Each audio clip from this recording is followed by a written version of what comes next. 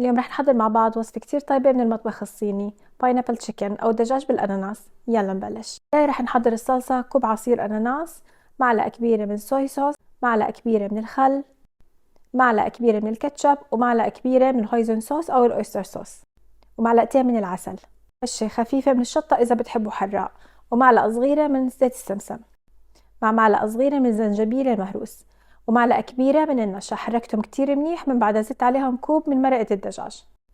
أما بالنسبة للدجاج فأنا اخترت صدور الدجاج المسحبة، قطعتها مكعبات قد اللقمة، وبعدين زدت عليها صويا صوص تقريبا معلقتين كبار. تبلتها بمجموعة من البهارات، كانت عبارة عن زنجبيل، بصل وتوم بودرة وبابريكا. خلطتهم كتير منيح، تركتهم هيك تقريبا 5 دقايق، بعدها زدت عليهم نشا، حطيت له بياض بيضة واحدة.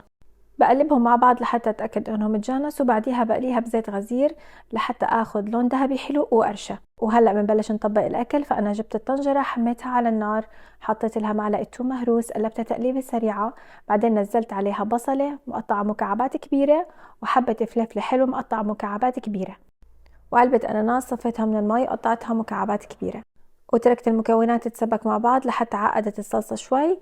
بعدين زدت عليها الدجاج المقلي، وبرضو أعطيتها مش أكتر من دقيقتين على جاط السكب، وزينتها بالسمسم والبصل الأخضر. ريحة وطعم وشكل ولا أروع.